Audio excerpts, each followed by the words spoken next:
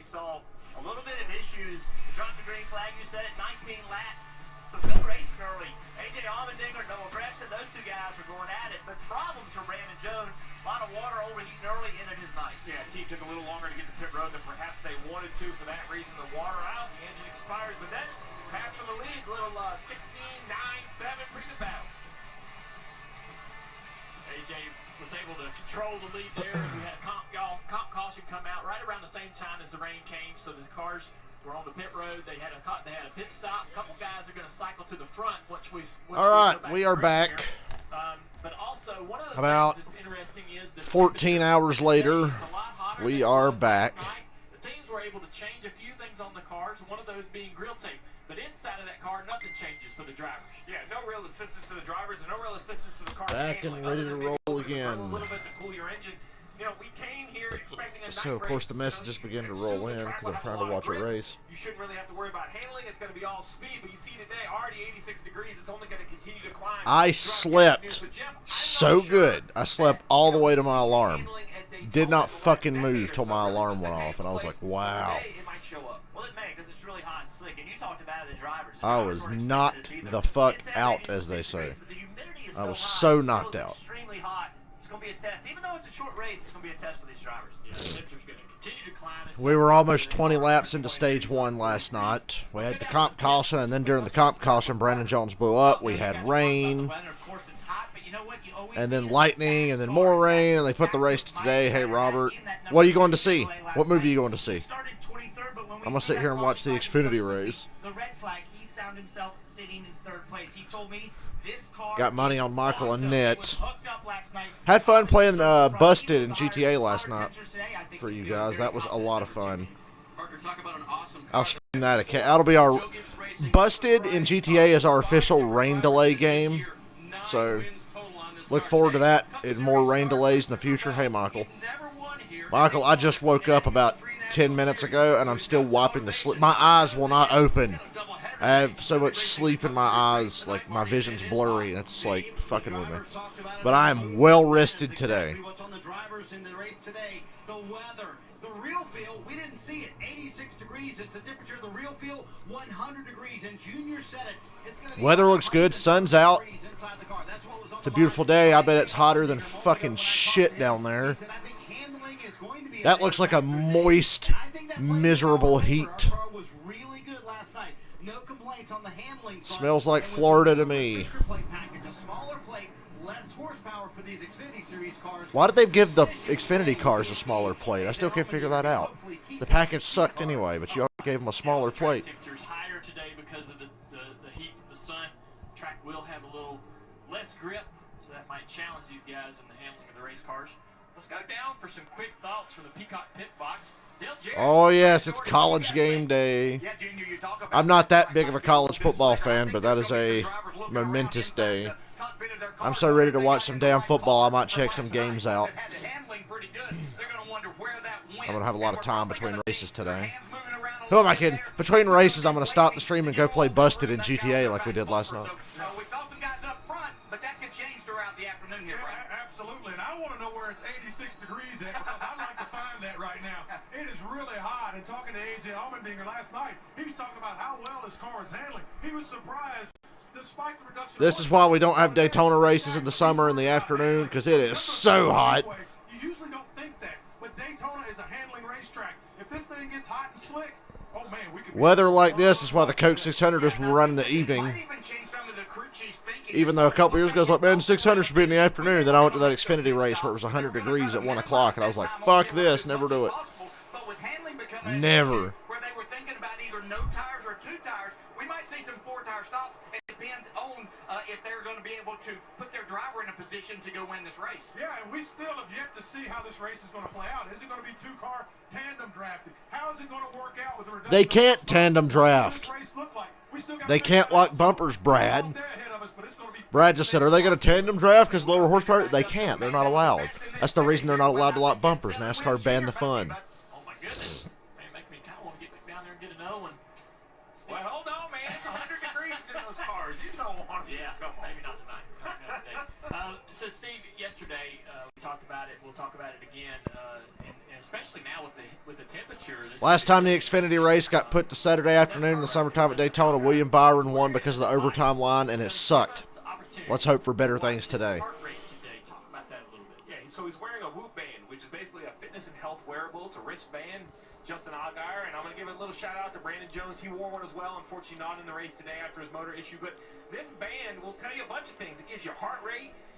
It tells you caloric burn, so how many calories you burn to do it, and it gives you this strain score. Nebraska versus Illinois. Hey, DFS. Focus on heart rate. You see, he's already over 100, just riding around slow. You know, instantly, just the key. I think we're going green next time around. We saw yesterday 165 was his max heart rate. That's amazing in the middle of the pack. His resting heart rate's around 50, low 50s. So just riding under the pace here, he's already at 100. And 165. Man, that heart rate gimmick. They love that shit. 155. That's like what you would see if you're out on the road cycling or working out, rowing, or anything like that. So give you a good idea that how hard these guys are working in the car. I would wear devices or try to count calories and how many calories I burned during a race, and it was telling me, a couple thousand calories. I'm like, how's that possible sitting there just steering the car with the heart rate going up? But it's really possible how much work these guys are doing. Well, you mentioned comparables for, the peak athlete like myself. I needed to ask exactly what all this heart rate stuff was. Basketball, 2 hours, right? So about 140 on the heart rate, 1,200 calories for playing a couple hours of basketball. That strain I talked about, that 0 to 21, about 16, just over 16. So quite a bit of work. Running a 10K, look at that. A little bit higher heart Did rate. you take the opportunity in this 14-hour delay to cash out on a bet or something, or are you sticking with your stuff, Michael? You don't really have a reason to not stick with your stuff. The only car out of the race is Brandon Jones. 5,800 and that strain at 20, so it's amazing. I'm excited as we see this pace car getting ready to turn Pace off. cars coming in. We're going green. Hotter than hell in Daytona. We got Allmendinger, Christopher Bell, Mike Snyder, Austin Cindric, Brett Moffitt, Justin Haley. Don't let them collet cars get hooked up. 9 to go, stage 1. Allmendinger with a big push from Cindric. Got some good help from Austin Cindric on this restart. That outside line already very organized, guys, as they go off into turn 1. Yeah, Brett Moffitt, he was on the bottom lane. And the runs coming from the outside. They're already about trained up. There's nothing on the bottom. The bottom line has dropped back about 4 cars, and there's not many down there. They've already just about trained up here. But it's just the end of stage 1. Yep, and the 54 slots in line. So now the bottom line is 6 cars back. Allmendinger, Cindric, Haley, Bell, Hemrick up top. Now AJ goes to the bottom. I'd stay high.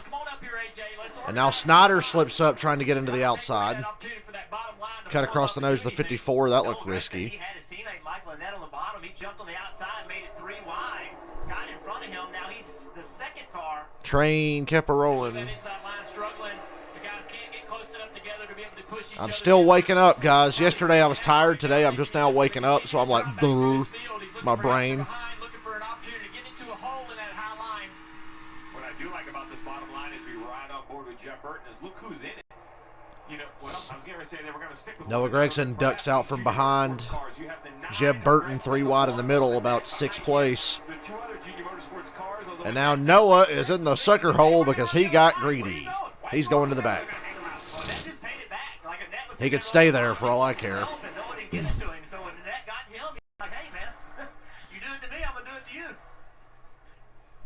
wonder why, 3 wide, Brandon Brown, Noah, and the 52. That's how far back Noah's dropped now. This new package, a little less horsepower. I think early in the race, you got to try everything. You're going to fail. That low horsepower. Hell, all the low horsepower does is make them more apt to run that top line, carry that speed off the corner. Jeff, in my opinion, young drivers like Noah haven't had this lesser horsepower. It did look a little easier to pass for the lead last night than it had in recent years in the Xfinity Series. We saw a couple of lead changes last night. Now the train is no more. Now the push is on the bottom because Allmendinger and Haley dropped down and picked up Jeb Burton. So now, coming to 6 to go in stage 1, the 3 collet cars are 1, 2, 3 on the bottom line. Cindric leads the outside with Snyder and Bell.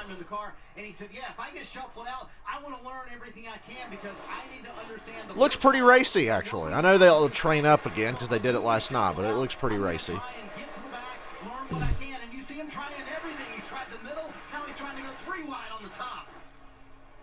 Yeah, Noah's making a lot of aggressive moves in the pack.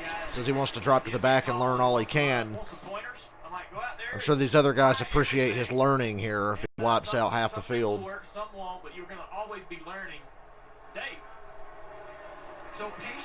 We got the collet cars hooked up at the front now. Although that outside line's got some speed, Allmendinger's got to pull up in front of Cindric. Cindric has slowly become a really good super speedway racer.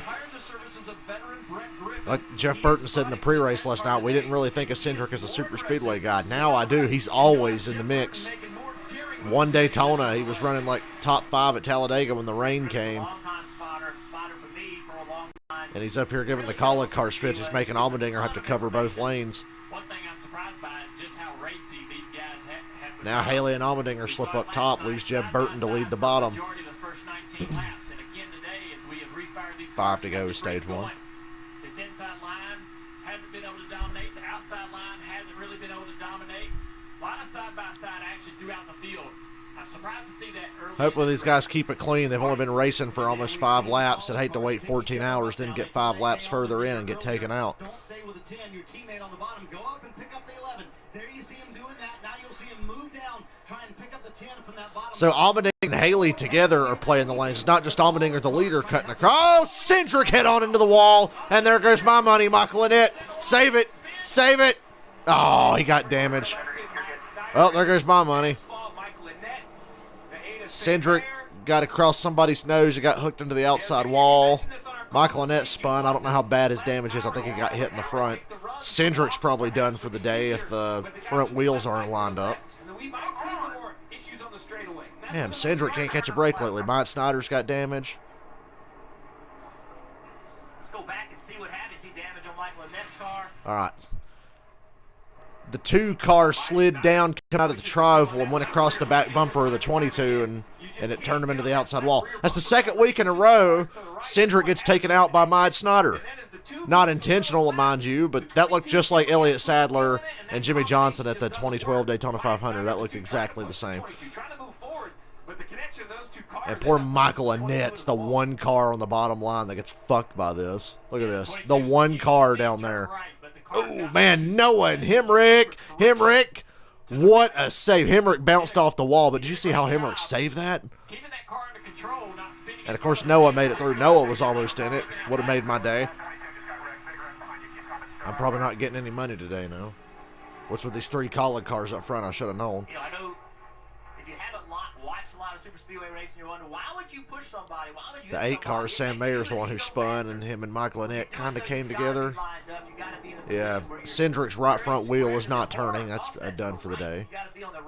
Michael Annett's done for the day. Look at the left front wheel. The left front wheel's flat, and it's crooked, so that's a tough break. Thanks, Mike Snyder. I guess I'll take this time while we got a caution here to look at the odds for the Cup race that Michael sent me. We got to make a decision. Let's listen to the 22 radio, Austin Cindric.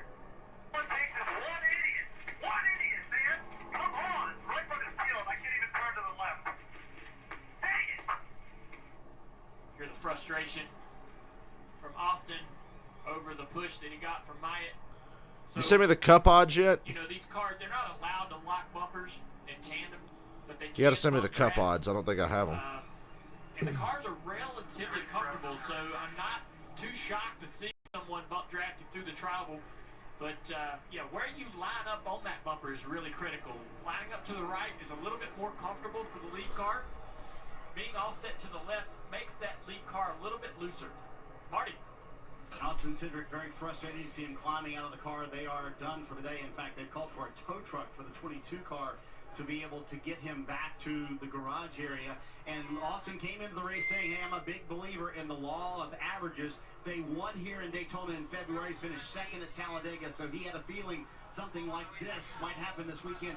And the bigger implication for the 22 is, you remember last week at Michigan, got in a wreck, they lost a ton of points there, and a wreck here early on today. So now the regular season championship for the Xfinity Series comes into question. Austin Cindric's been the dominant driver there, but now he might be in a hole to A.J. Allmendinger, who is still in this race, sitting in 2nd. You see Cindric sitting on the wall, requirement. You know, if he can't drive his car back, any sort of accident left doesn't feel good. you talked about these cars drive well, but this is where they're unloaded the most. In the trial, they're not landing in the racetrack as much. The action is tight. Tough break. We'll see how these drivers respond. Cindric's still the favorite to win the championship. I don't think this changes. Obviously, this doesn't change anything, but he's not having a lot of good luck lately. That's for sure.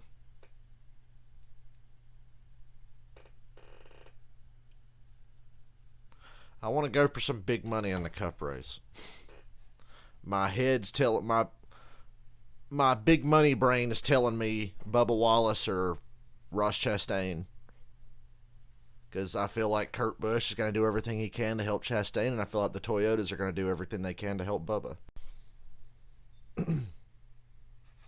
Then you got maniacs like Ricky Stenhouse Jr., who is a fucking maniac, who's not going to have a lot of help, but probably going to have a good enough car to win, and he has the ability to win. And here my chair is squeaking. Feels like it's about to fall apart. Hopefully it will, so I have to go get another one.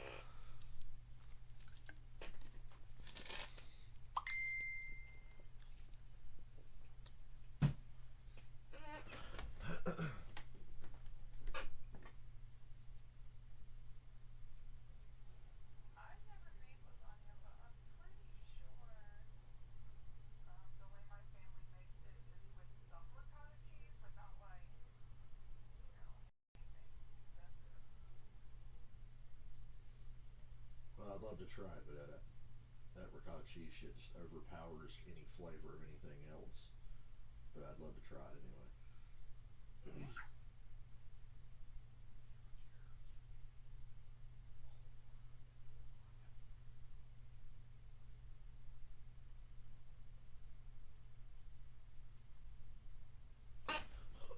That wreck was unnecessary, yes. Mike Snyder's fault. He didn't do it on purpose, but it's his fault. Second week in a row, he's taken out a bunch of people. I like Mike Snyder, but come on, bro, don't become a pattern.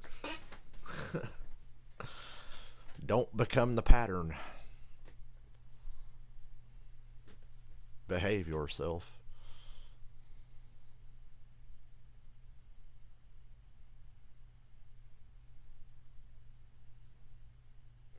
I don't know how I stayed up till 2 a.m. last night. We stopped playing at like 1:35 and then fell asleep around 2. Did not move again until about 30 minutes ago. Having some trouble today. Now they're going to show you what I just mentioned. 2 weeks in a row, the 2 car takes out the 22. Yeah, a lot of hard, close battling in Michigan. Ends up getting in this wreck happened in front of him and got caught up into it. And, he's trying to get himself in position. We got to take these 2 guys to Dr. Phil and have them sort it out. But needs that forward momentum, and then of course today, see the little contact in the trial. Yeah, and really it's the same idea, right? Austin Cindric 2 weeks in a row feel like You'll be happy to know the 3 Collin cars are untouched by this incident.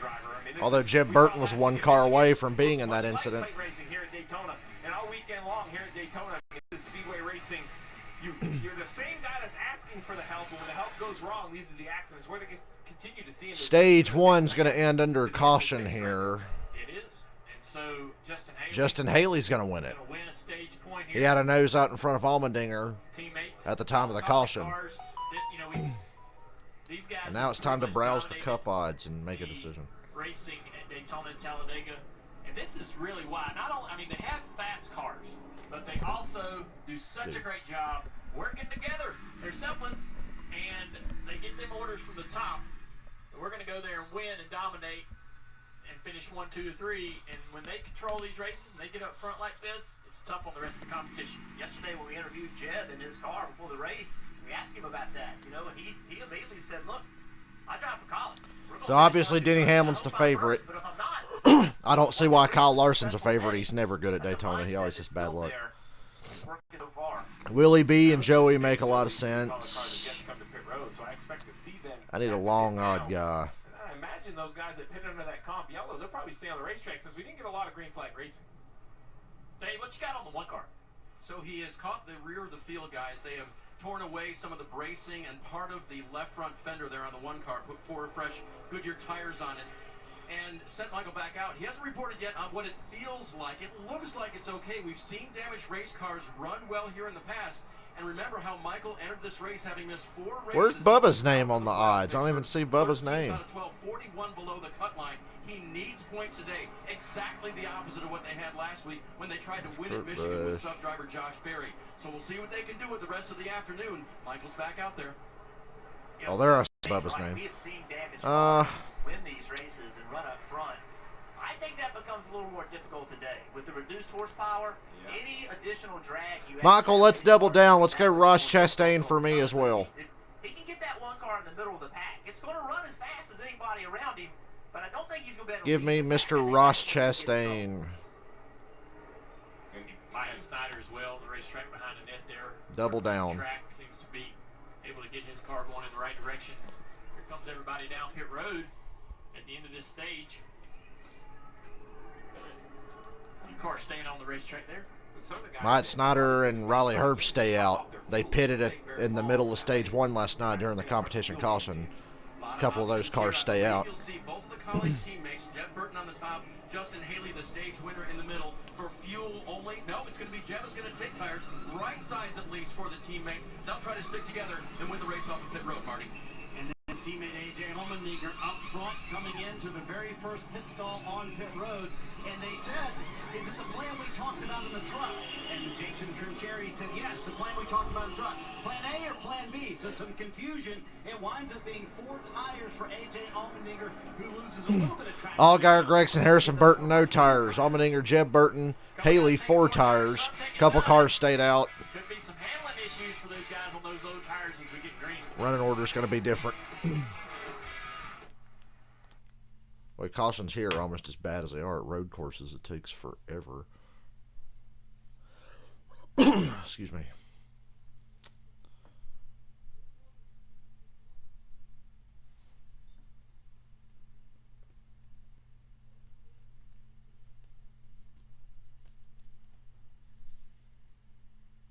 I got a random question for you guys. Excuse me.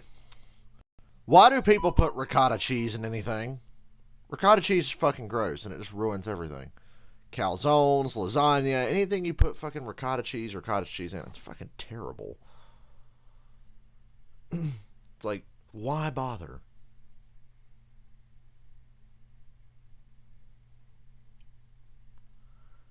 We all know betting on a super speedway race is a fruitless endeavor, but it's also an opportunity to maybe get lucky and get a little more money than you'd expect. So I will take that opportunity.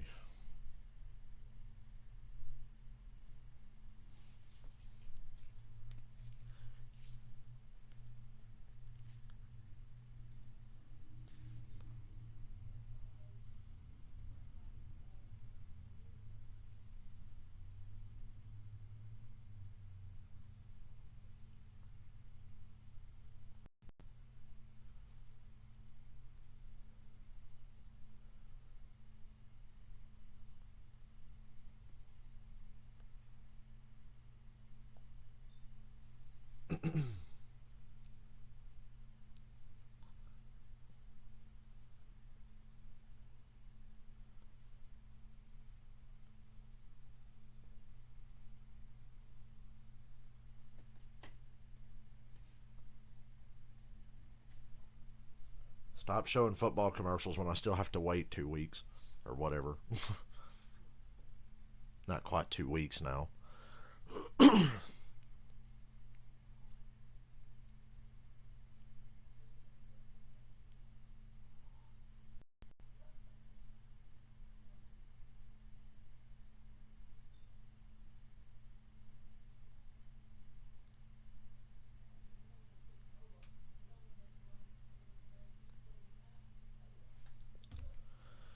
Back to Daytona, Justin Allgaier, driver of the 7, helping us out. Wearing a Whoop band today, and here's his normal metrics. Right? Resting heart rate. Oh, yes, yes. So the second pick, Michael, would probably be Bubba. So if Hemrick, Gregson, Yaley, or Herbst win, Bubba would probably be the second pick for me. You see him about the 4th car on the inside. 148 beats per minute. 165 was last night in the middle of the race. Watch this. The wreck happens. He gets on the brakes, misses Maya Snyder in the 2, goes down, grabs a gear, accelerates. Heart rate never goes up. My heart rate went up watching it, His heart rate, you want to talk about professional athletes and race car drivers, just another day in the office. I just want to Brandon Brown did a nice job avoiding that. Max is 190, but yeah, he's in the thick of it there. We're not going to broadcast mine from up here. I get excited when I see these races. Well, the field's Brandon Brown, Riley Herbst, Chase Briscoe, Ryan Sieg. getting the green flag from the flag man. That's your front four. Back underway. Brandon Brown would have been a good upset pick, I think. Herbst goes to the outside. Got sort of a teammate there with Briscoe. How about that? The 98 and the 99. Basically teammates. Justin Allgaier shoots to the middle. The Collie cars go with him. They're 3 wide for third. Herbst out front. It's not often I get to say that. Herbst out front. Herbst out front. I'm going to say it again. Riley Herbst out front. I just don't think Allgaier has the confidence. A car he hasn't seen up there yet, so he wants to kind of eliminate him. I wouldn't be shocked if he kind They of put that 66 on the bottom basically by himself. He's got Noah, but they're losing ground fast. So the 2 lanes are in the middle to the top with Brown and Herbst out front. You get the guys like this out front is when bad things tend to happen. Ooh, Allmendinger 3 wide with the 66 back there. The 66 and the 9 ain't going away quietly.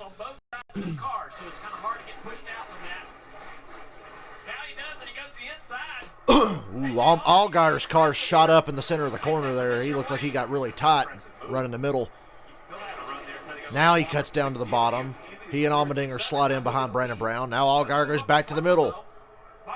Side drafts Allmendinger down the back. He's going to try to clear and hop in front of him into 3, but he can't get there. Herbst and Briscoe still out front, running the top. And we got a caution. What's the caution for? Debris. At least it's not lightning. Yeah, it's a big chunk of metal right there. Make sure to zoom in on it so we can't see exactly where it's at. Be aggressive with the steer wheel, jumping up to side draft someone. Oh, man, Michael Annett shredded the entire left front. Yeah, that's where the debris came from. And there's probably more. Michael Annett was out there trying to run, and the left front shredded, and it just peeled off the pieces of the car. It's gotten much worse. Now, the advantage for the other cars in the accident, though, you know, if anybody was in the draft, they instantly have found minimum speed, so they're not on the damaged vehicle policy anymore, so they can come back in. I think of the 2 of Myatt Snyder, we thought there might be a if they could sort out that left front, Michael Annett could still run. Involved in that crash earlier. Get enough cars to wreck.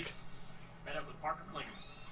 Right, Dale, that's the cause of the cars that we see here trying to fix damage. Was Cindric interview. 22 car spun through the tri-oval.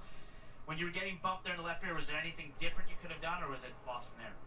I'm just happy that I can at least smile and see 2 Fords leading the field. I wish that was 3 of us, so pretty upset for a car shop Ford Mustang 2 weekends in a row. We've had race-winning capable cars, and I've probably done a total of 40 laps in the last 2 weeks, so really frustrating to have that situation play out so early. It only takes one sometimes.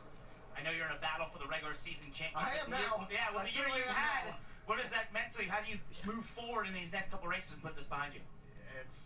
That's all you can do. I mean, Yeah, Allmendinger is catching Cindric for the regular season points lead, by the way. Shot to win today. Felt like we shot to win last weekend most weeks. So I wouldn't say Darlington's statistically my best racetrack, but no reason why it can't be. Richmond and Bristol, I like those 2 tracks. So no, just head down and move forward. You can tell Austin's obviously frustrated guys, but with a I couple wouldn't be races too here, optimistic. he's still- Cindric was pretty bad at Darlington when I was there earlier this year. His mind, right? Marty brought it up. It's 2 weeks in a row. We showed you the Michigan wreck, and then here. So, Jeff, you know, I think it's more than just one issue, right? Back-to-back weeks has got to affect your psyche. Well, he came in 35 points ahead of A.J. Allmendinger, but A.J. Allmendinger and that Colin Grayson, we know how good they are here. He could, you know, he could gain a ton of points on him.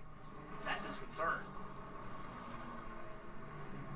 Kind of how I saw this season going for AJ. I thought they would get more and more momentum as the season went on. Kind of a veteran driver, but in a new situation in the Xfinity Series, and he's adapted really well to this series. Riley Herbst continues to lead over Chase Briscoe. More action. Daytona comes back. Oh, I'm hungry, but I'm not eating until after the race.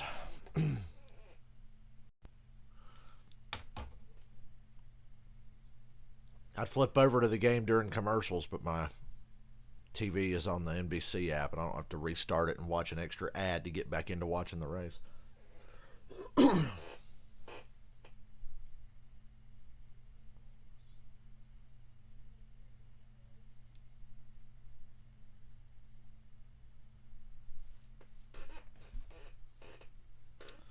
Let me look at the Twitter world.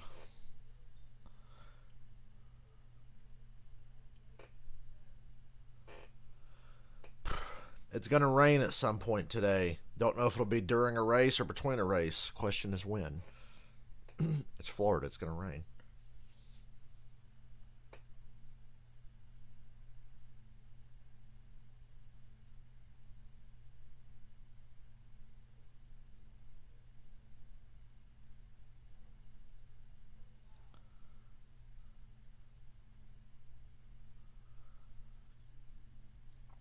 Five Point Vids is at the racetrack this weekend.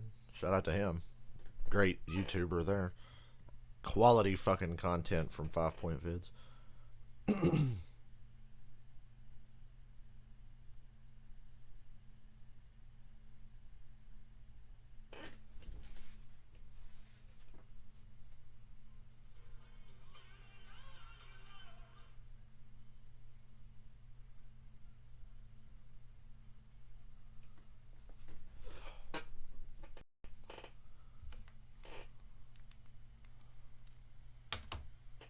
'So you can thank the damaged vehicle policy for that Michael Annett caution once again.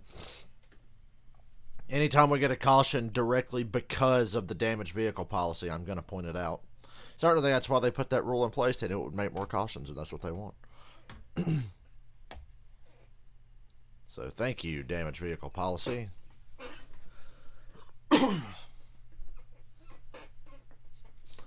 Love ya.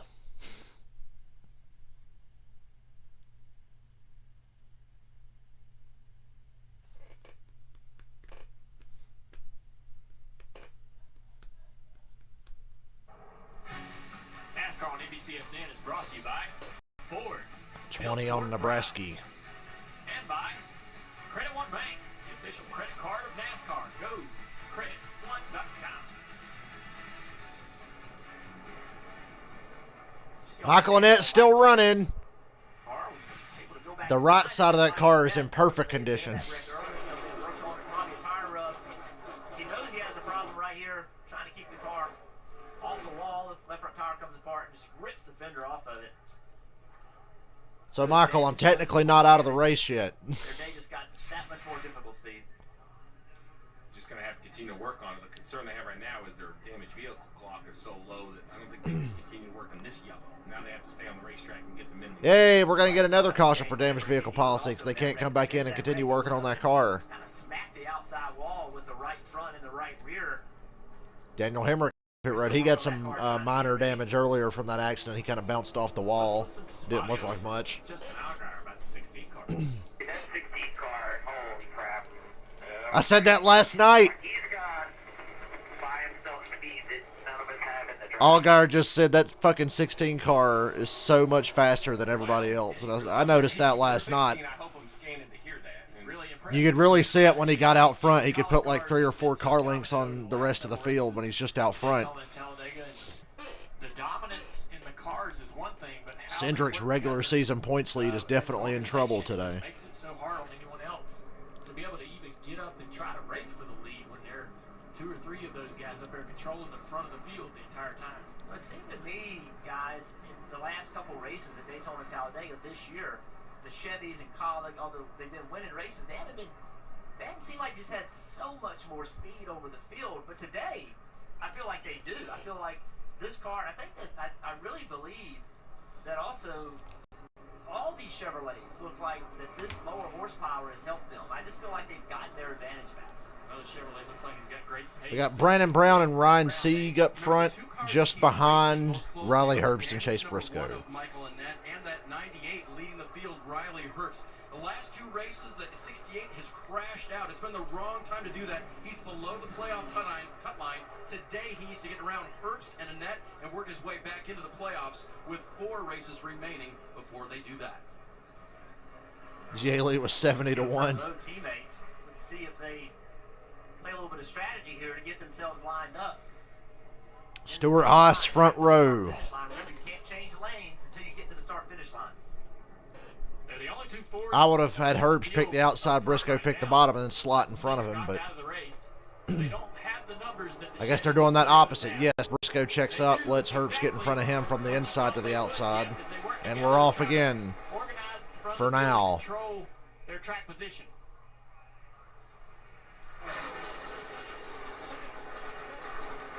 Organization in that outside line, everybody close together. Inside line's going to come, though, because you got Brown, Allmendinger, Allgaier, Jeb Burton, and Sam Mayer down there, and they're pretty well formed up. That inside line's not done yet. Well, now it might be. Big push from Sieg to Briscoe on the outside. Herbst goes to the bottom, brings Briscoe and Sieg with him. I think Sieg was trying to push the 99 past the 98 and get a run himself. 99 didn't take it.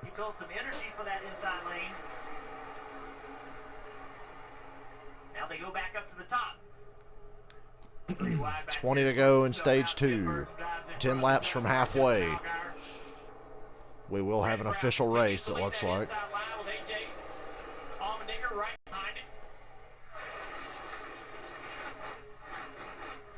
looks in the rearview mirror and sees a teammate, so anything that he wants to do, whether he follows Brandon or tries to go around him, he knows he's got help. And that's the best pusher Brandon Brown could have. The faster the car is behind you, the faster your car goes. Only problem is when that car is really fast, at any minute he's just going to shut you out of there, going to get you out of line, make that pass. Even with a dominant car like Allmendinger, it's still a little hard to pass, but he's making nice gains. He's brought this inside line to the front. Brandon Brown's going for the lead here. If they stay formed up here, and they're kind of not, Allgaier back there is kind of screwing it up a little bit. Brandon Brown almost led that lap, though. And now the inside line's broken up again. Allgaier's he's not committing to the deal here. He's kind of dancing around back there looking to go to the middle, looking for a place to get in the top. Now he's trying to put somebody 3 wide. He just put Jeb Burton 3 wide, got in front of him. Couldn't clear him, though, but Jeb Burton's in the middle going to the back now. Allgaier trying to shuffle out a Collin car here and there, and he just got one of them shuffled. Just like that, he gets put in the middle. Jeb Burton loses several positions. Let's get some updates from Parker. Right, guys, you see those 3 Fords up at that top lane leading the field here. All of that by design to try to combat those fast Chevys as you guys have talked about. You see they're all linked up, including that 99 right there in the red. It's not often in the Xfinity Series you see this many Fords running at the front. We got 3 Fords, Herbst, Briscoe, and Sieg. If Cindric was still out there, you know he'd be in it. Parker, we've seen the Collin cars work so well together, and they've been trying to get organized to where they can get all 3 of them. AJ Allmendinger in that white car, second in line on the bottom line, and right beside to his right is his teammate in the 11, Justin Haley. They tried to get Jeb Burton into that pack as well, but it's tough, Jeff, isn't it, when you're trying to get all 3 cars lined up? That's what happened to Burton. He got in the middle trying to find both of his teammates and went immediately backwards. Where are you going to go right now? You know, unless a hole creates itself like Haley right now, he wants to fall in behind Allmendinger, but there's somebody behind Allmendinger. There's no way to go, so you just got to keep working and working. Eventually, when that opportunity creates itself, you got to just make it happen. But right then, there wasn't an opportunity. They're not trained up, but the outside line's definitely got a 3-car advantage. 3 guys that are probably going to be very committed to each other. Just they're the only Fords. One here several years ago.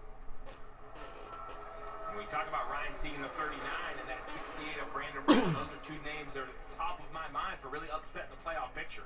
I mean, both those guys currently below the cut line. A win. And Brown taking the shortest way around the racetrack. It's got a nice push from Allmendinger here. I think Brown can lead this lap and maybe get clear. You see this 68, a family-owned operation.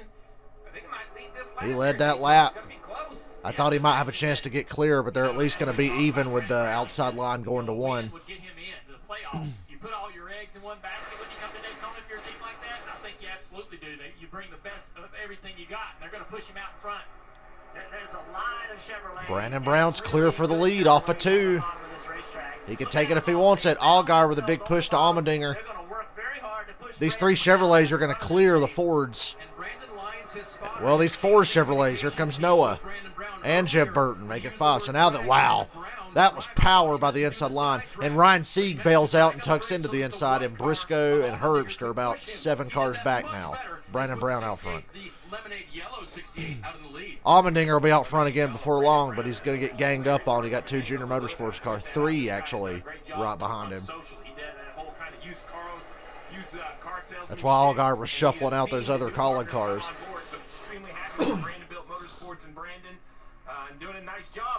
My throat is really dry today. Don't know why. Oh! Brown tries to throw a block. Allmendinger sweeps to the inside.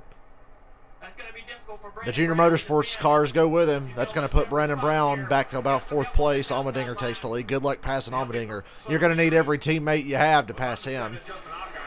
But Allgaier's got his teammates behind him, so it's all good. You're going to have to gang up on that 16 car. That's what it's going to take today. As 3 Junior Motorsports cars line up behind Allgaier. AJ takes them back to the top, hoping to organize everybody to the top. Follow me. Damn, lower horsepower might have really been good for these cars. Choo-choo! Train's formed up, but I don't think it'll stay a train for long. These Junior Motorsports cars are going to gang up on Allmendinger. That 4th car in line, he was sliding through the asphalt on that inside of the racetrack on that wreck we saw. So, you know, did a nice job. Crew repaired whatever damage there was, and his car's back up to speed. As you see, Justin Allgaier's heart rate was up around 160, now down around 150. You guys mentioned it. Now Allmendinger's drugged that top lane all the way up against the wall, right? And now everybody in that top lane's got to be very disciplined to stay there, not make a move. Brandon Brown slotted in at about 5th place. 3 laps from halfway. Allmendinger, Allgaier, Gregson, Sam Mayer, Brandon Brown. The train is a-rolling. Good thing they're going side by side. We wouldn't want to miss the train.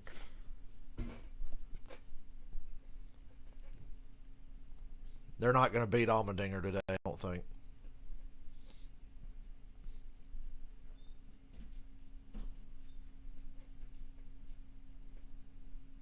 He is kind of a sitting duck, though, with 3 opposing team cars behind him.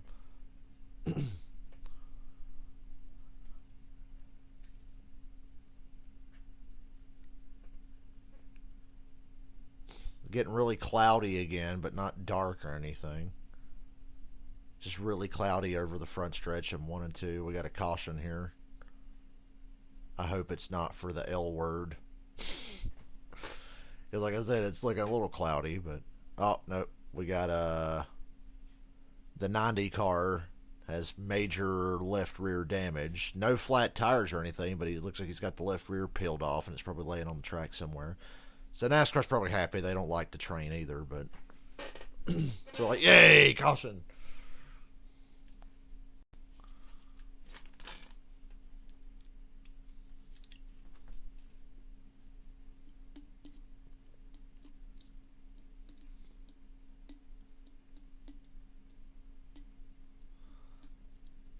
Safety truck, Johnny on the spot, already picked up the debris.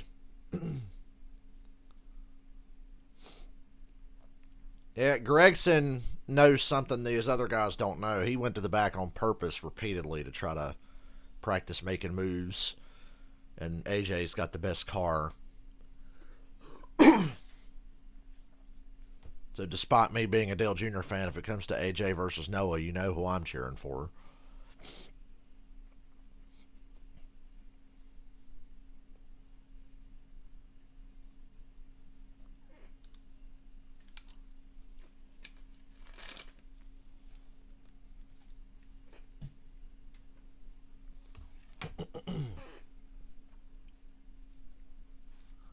Don't the cars a little racier than they did in the past, though?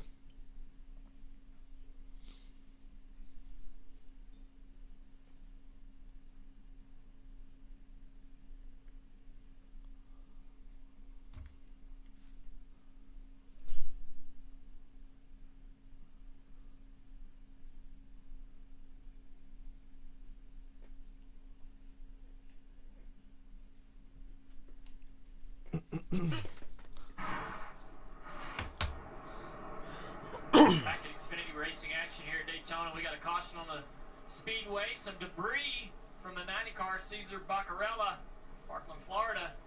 Had a little contact out there, Steve.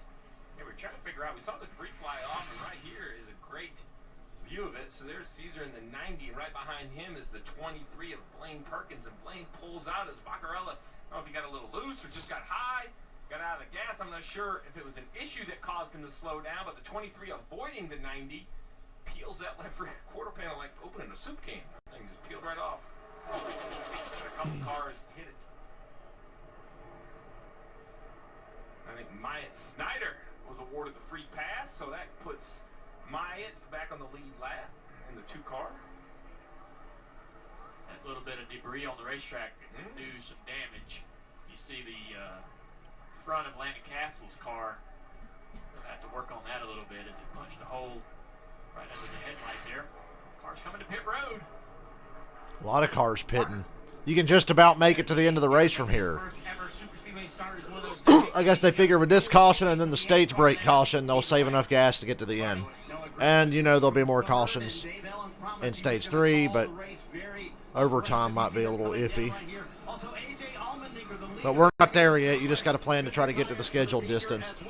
Steve, 50 laps to go in the race. It is tight here to the end of the race, but I'm thinking everyone thinks this might be their last stop of the day, potentially. Yeah, would be. I think you go 45 to 47. That's under green, so you're trying to find 3 laps. You know you have a caution coming and just 10 more laps. So you start saving now, you should be okay. Find me a little gas. Less than 10 laps to go in stage 2 here at Daytona.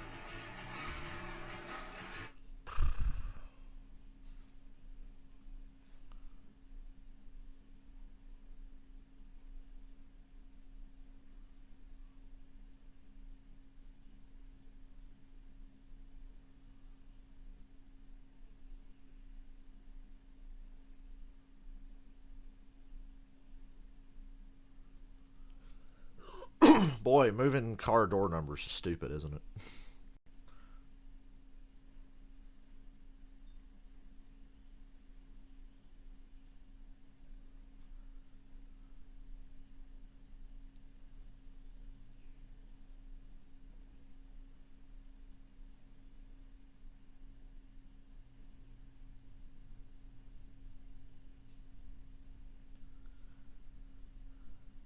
The Jaguars just traded Gardner Minshew to the Philadelphia Eagles for a 6th-round pick.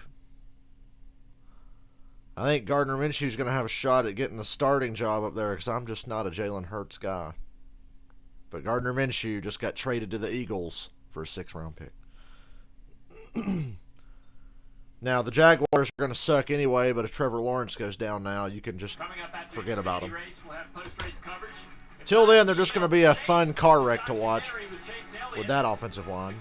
Hemrick's on pit road right now getting extra work done to fix that damage from that earlier wreck.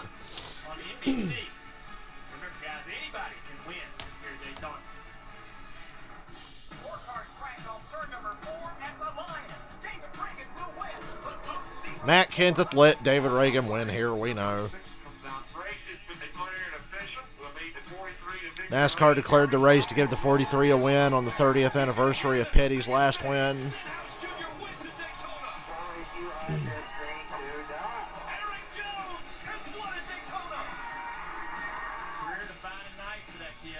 Justin Haley has won his first ever Monster Energy Cup Series race. This is unreal. I don't know how to feel. What better place to do it, Daytona? How about that race, boys and girls? 1776. We're the champs. A lot of Cinderella stories here at Daytona. There's your playoff standings coming into tonight's race for the Cup Series. Tyler Reddick right there, 25 points above the Cup line. We're going to have 8 to go in stage 2 when they go green here. Now, if any of these guys right here, these are the guys that are sort of outside the playoffs. They win this race tonight.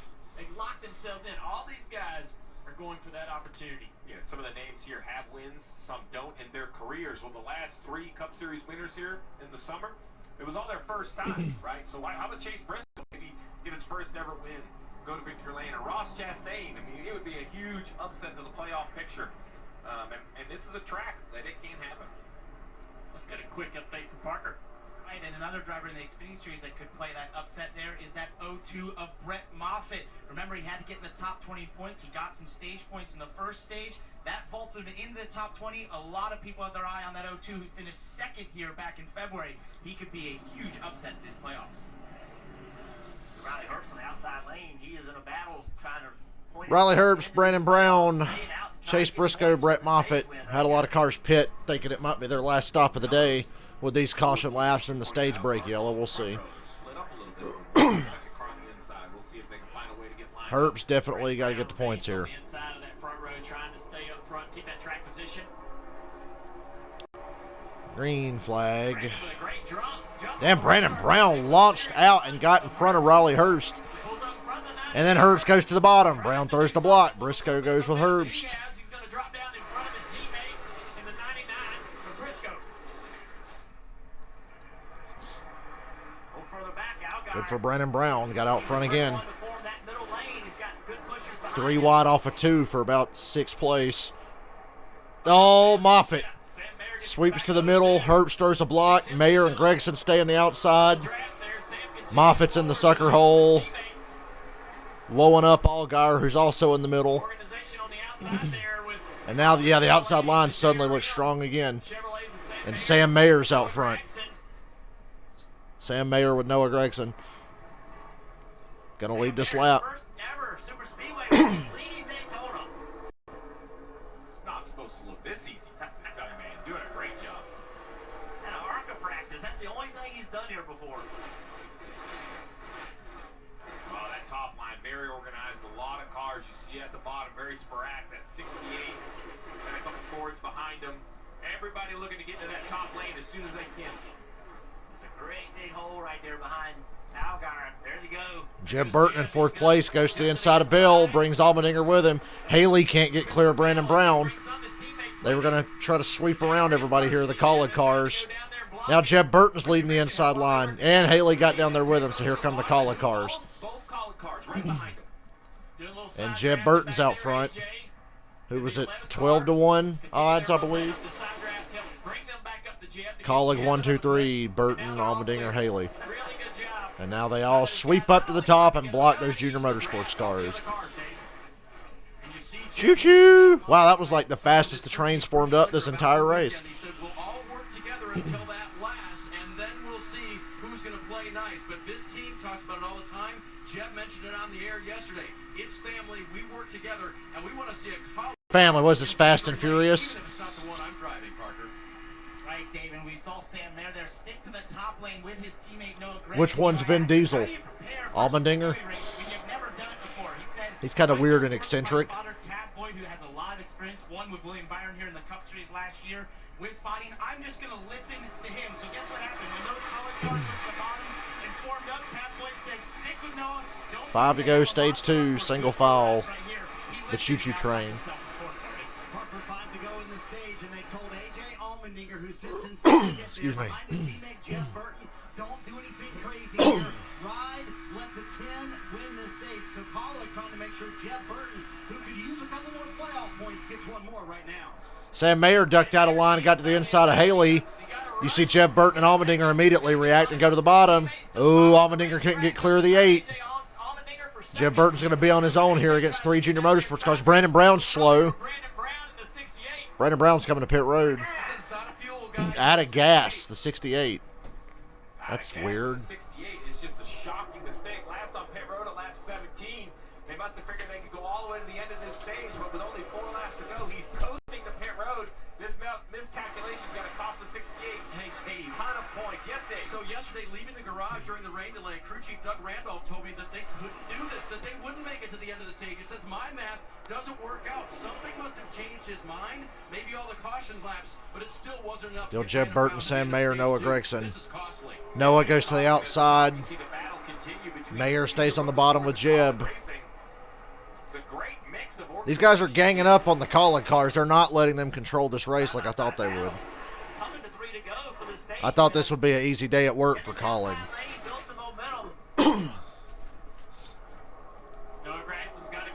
Jeb blocks Noah all the way to the wall coming out of the tri-oval. The 16 of AJ back to the back bumper, the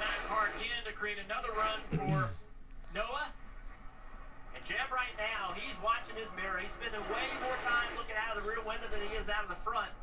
Listening to Brett Griffin, the run's coming from the bottom, it's coming from the top, and it's his job to block whichever run starts first. The problem for Noah is that if he does get a good enough push to do anything, here he's going to the bottom. Oop, Noah goes to the bottom. Jeb throws the block again. Really easily. That's going to back the 9 car up now to the 16. Thank God it's easier to block with this aero package. That's the only good thing about it. Less likely to kill somebody. The problem for Noah is if he gets a run, what does he do? He knows if he takes that chance and moves down, he's not going to get the help. AJ is not going to push this 9 car by the 10 for the lead. Noah needs that 8 car on the inside line and that 7 car on the inside line somehow to clear that 2 to 16, go. but that's going to be so difficult to happen. Justin Haley back there continuing the side draft. That's what I know. Those cars have speed, but the guys behind the wheel, Dale, they are working hard. They are working both the draft front to back and also the side draft, working the quarter panels. Somebody's going to make a really dumb move here, and it's probably going to be the guy in the 9 car or the 10 car. It's like dress rehearsal. Bad things happen when this gets more aggressive too. Yeah, Jeff Burton just said what I said. Something bad's going to happen. We're coming to 1 to go. They're 2 by 2 from second on back. Jeff Burton's out front. Allgaier's been put in the middle. Well, he kind of put himself in the middle. And he slides back into the bottom line. All right, outside line's got this stage 1. Somebody from the outside's going to win. They're 3 wide on the bottom. Noah doesn't really have a push behind Jeb to make this pass just yet.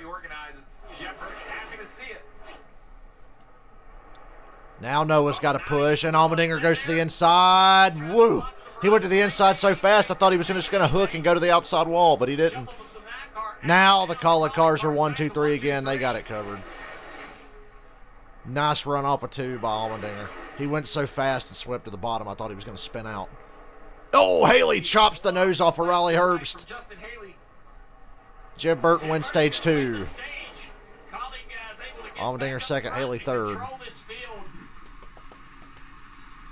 For Haley in the 11, and now a stage win for Jeb Burton. Guys, who can break up? Okay, nothing bad happened there. Starting to get nervous.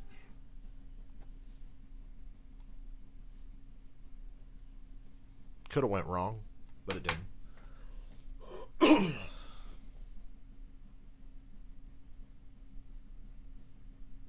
Okay, Ozzy, I know. The cat's in here.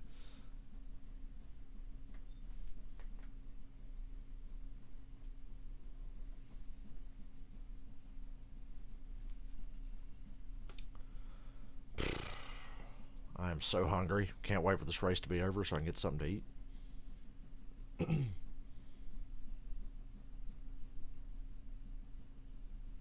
What you doing there, Mr. Ozzy?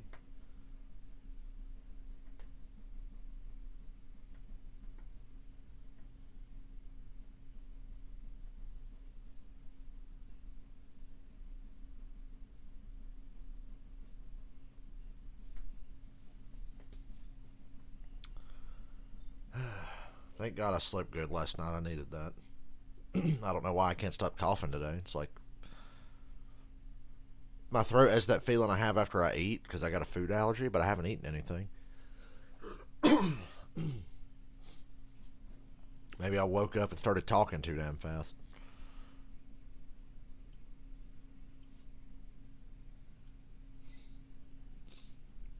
Ozzy, if you knock all that shit over fucking around there, I'm going to smack you.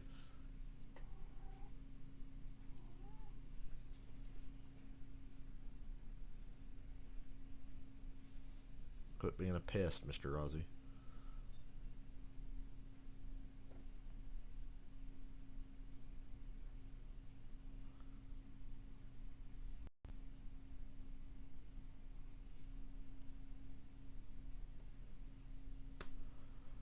How you doing, Earl? We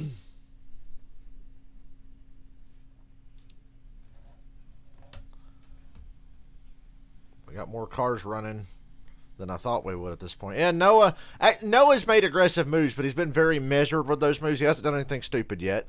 He didn't body slam or block Allmendinger on the backstretch there with 1 to go like I thought he might when I saw Allmendinger gearing up to pull out of line. He kind of defended the spot, but then he conceded when it was clear that he was beat. So Noah actually kind of made a smart move. He didn't make the bad move. That was his version of making the smart move. Jake Paul is a favorite. Well,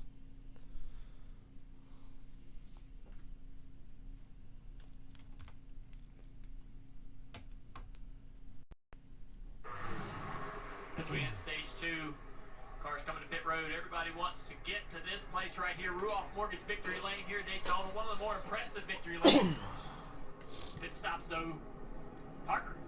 Right, and the number 98, Riley Herbst, is going to come down pit road and do 4 tires here. The team knew they would be the cars that pitted with that late caution in stage 2 stay out here. They achieved that. Riley very happy to handle that car right now, Dave. 1001, 1002, just 2 seconds. I think. Sunoco fuel, no Goodyear tires changed on the 10. Same story for the 11 of Justin Haley. Martin looks like the same on Allmendinger. Yeah, same fuel only for AJ Allmendinger. All the Colin cars leave. A couple of cars stayed out. I don't see Allgaier on pit road. But it's gas only for everybody else.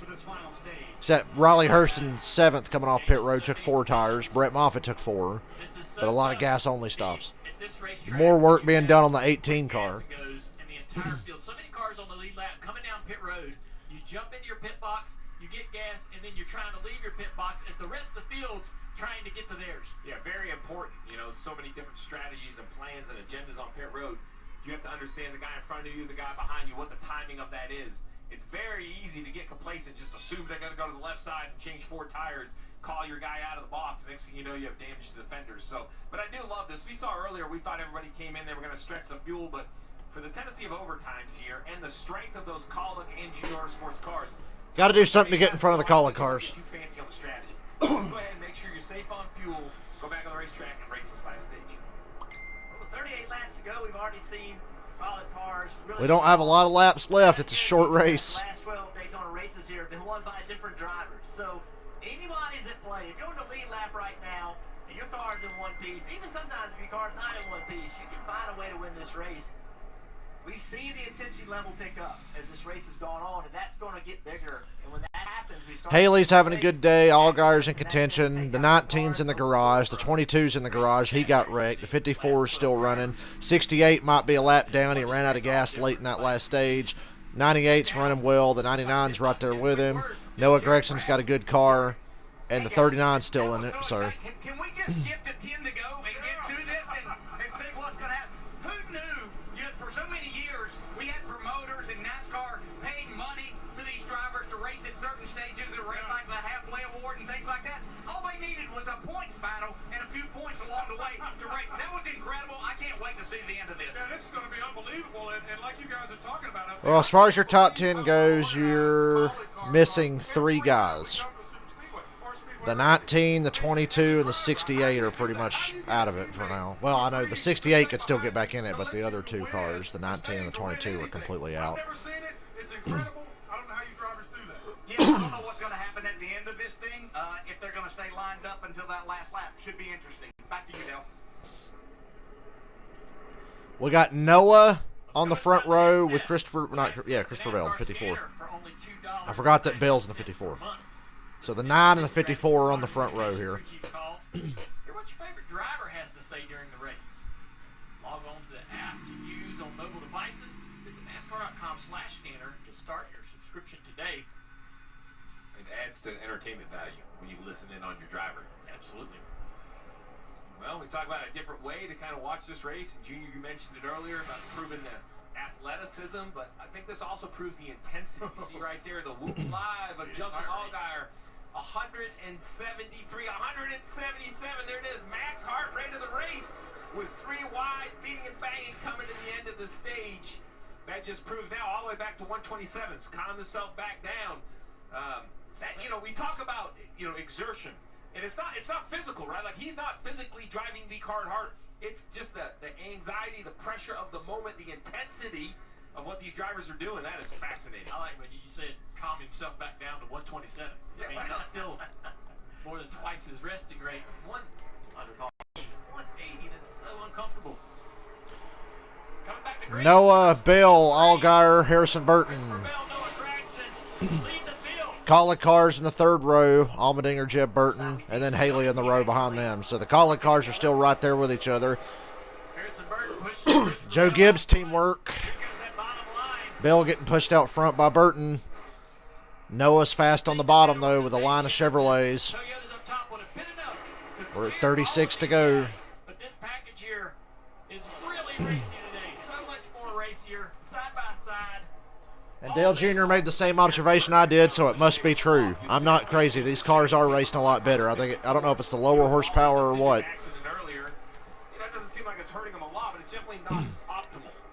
2x2 all the way back from first to the back of the pack. It's a little bit of a big dent right there. Creates a ton of drag on that left front. 35 to go. Bell's going to lead this lap. They're trying to push it, take it back into that hole right there. You see it. Toyota hasn't won this race at Daytona since Matt Kenseth did it back in 2013. So a long time drought for Toyotas. They didn't like that stat. That's 98 wins, 26 different racetracks since the last Toyota won. Yeah, you know, I'm watching on the app. Tonight I'll be watching on cable, so I'll be ahead of everybody, but I'm watching on the app, so. You won't be coming back to pit road unless there is a problem. Go get it. Remember, Chris. Just wait till I react before you say something. At Daytona in a National Series race for NASCAR. Excuse me, god damn. Be in the offing today. Noah got a nose out front. Bell came down, side draft him. Sweep back up to the top. Noah's going to lead this lap with a push from Allgaier there. 35 to go. They think if we can get enough cars lined up, drag them to the top, we'll be in the correct position as the laps close or wind down. As you see now, the 9 goes to the top. Damn, Noah launched way out front there going into one. A couple of car lengths in front of the whole field. Now he's got to come up and block these Toyotas.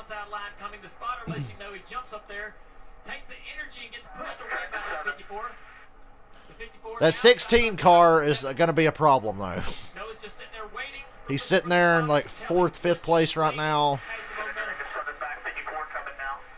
He's going to be a problem. It's not a matter of is Allmendinger going to get that car back out front. It's when.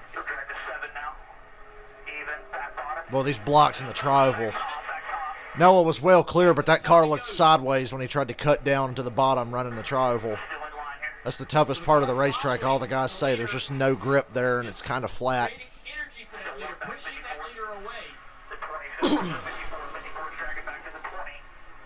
Oh, what is it? Who would I pick to finish top 10 in the Cup race? The 42, the 1. Fuck, I don't know. Daytona, man, I don't know. My pick to win tonight's Ross Chastain with help from Kurt Busch. And if he doesn't win, the Toyotas are going to make sure Bubba wins. That's my other. That would be my other pick tonight. Choo Choo Train, Noah, Bell, Harrison Burton, Jeb Burton, Mike Snyder. That inside line's dead, and Allgaier and Allmendinger are stuck in it. Damn.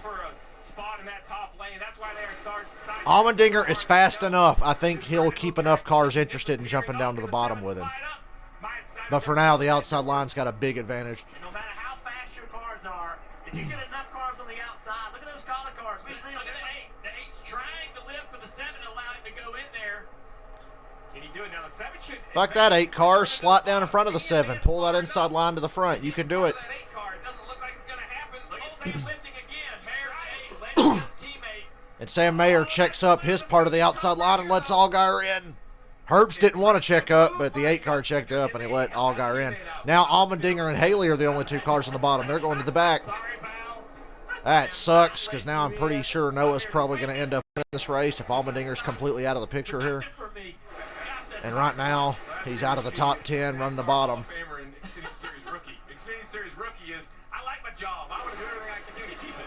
And as a rookie, Sam thinks, okay, now Justin's going to work with me the rest of the day. No, he's not.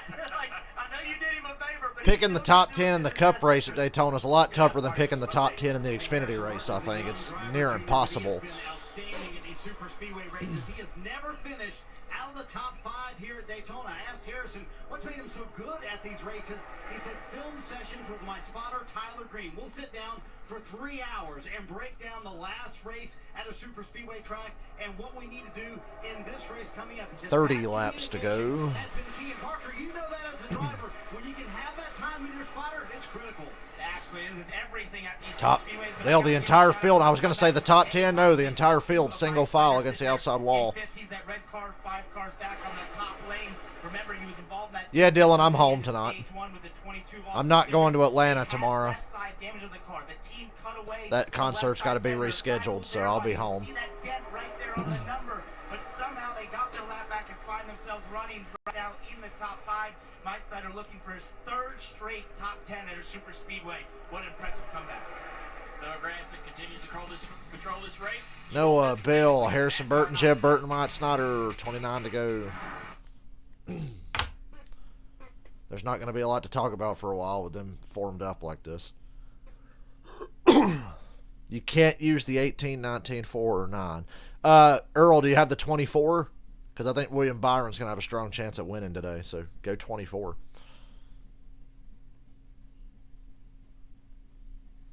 Yeah, Dylan, Cup races at 7. Ooh, Noah's got trash on the grill.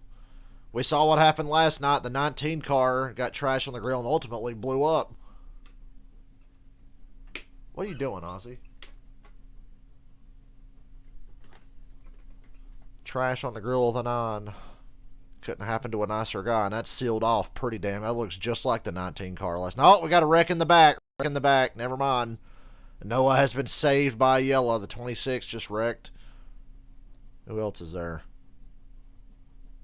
Back marker wreck. That's been a real problem in the Xfinity series lately.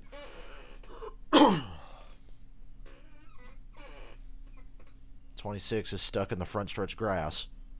Colby Howard in the 15 spun out. Don't know if he got a lot of damage there.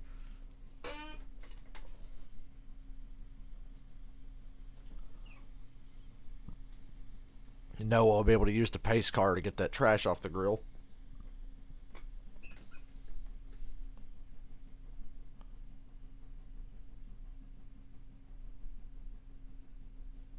He can't get back around here fast enough to catch up to the pace car.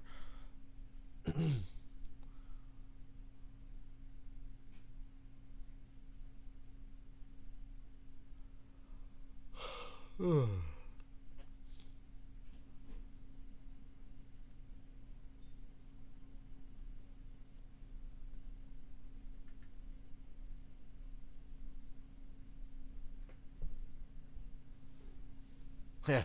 Is there a prop bet for how many cars are going to be finishing the race tonight?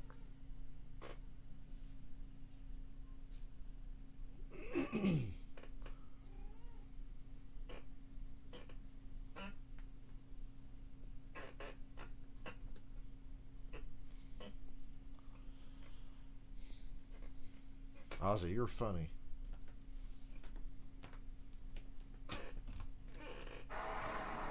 Daytona under caution. Colin Garrett, number 26 here, 2017 limited late model champion at South Boston, stuck in the infield grass. Looks like me and my buddies on a Saturday night when I was 17.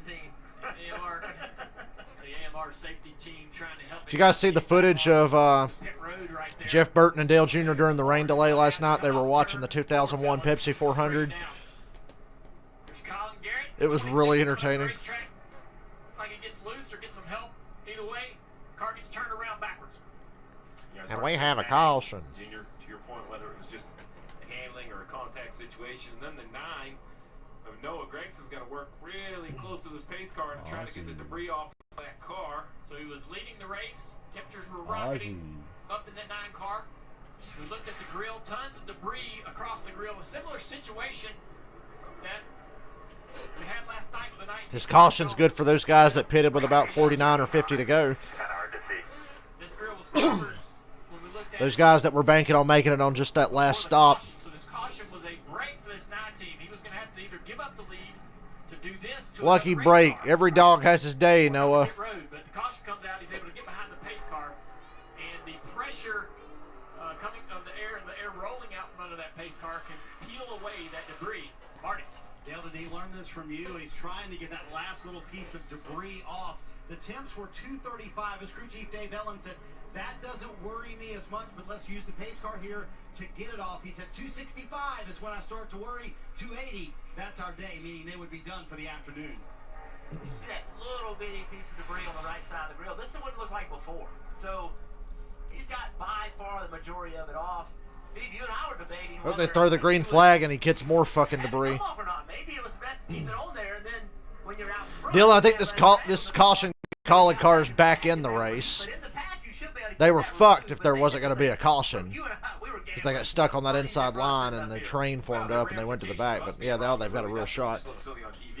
They're wrong. Their day's over. So a little bit bigger gamble for them. That little piece of debris I don't think will hurt it at this point, especially if you can stay towards the front. That's the toughest part about deciding how much tape to run on these cars. Well, Junior, are you going to lead or are you going to be in the pack? I have to leave the grill open so you can run in the pack. So actually, when you're the leader, the thing runs probably too cool, but you know it's not that easy to adjust. Dave, what you got? Jeb Burton runs really well here at Daytona. Has a couple of top 10s in the Truck Series and a couple of top 5s in the Xfinity Series.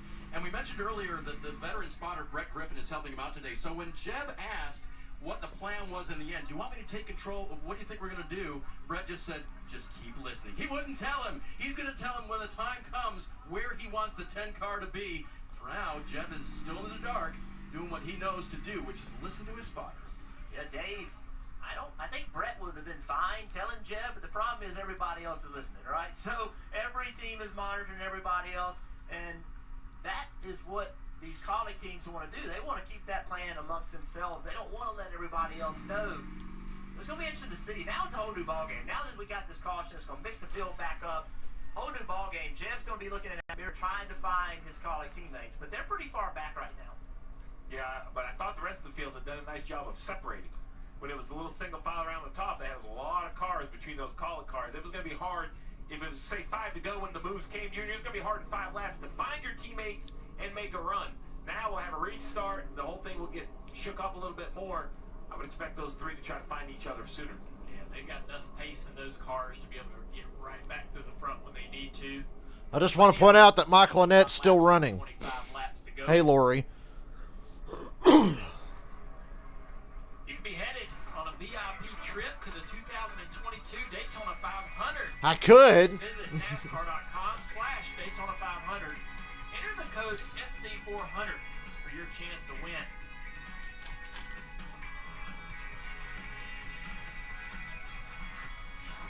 It's time for the Ruoff Mortgage Keys to victory lane, guys. This one's a simple one, but it's the hardest perhaps to do, and that's avoid the big one. If you want to have a chance today when the big one comes, and I think there's another one coming, you have to find a way to avoid it. I think equally as hard can be beating these colleague guys. Can anyone do it? Can they team up and find a way to have some more speed than these guys? And with us closing in on the playoffs, might we have a surprise winner? Somebody that, you know, we didn't expect, but somebody also that might punch their ticket to get themselves into the playoffs later this year. We got a few races left.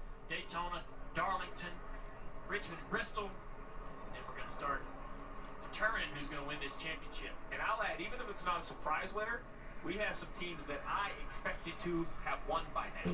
I think of the 9 of Noah Gregson. If you were going to bet on Kyle Larson, today's the day. He's one of the favorites, but he's at 10-1 odds. Championship favorites, or at least part of the But I'm going for big money. 5, 6, 7 cars in the series yet winless. So while they don't need a win to make the playoffs, the points would be nice. Perhaps more important than the points, just some momentum, right? I mean, these are drivers that are in a series. They are the top drivers in this series. You know, in that group of top drivers, they are here to win races. And when you look at a guy like Harrison, we know he's moving on to Cup next year.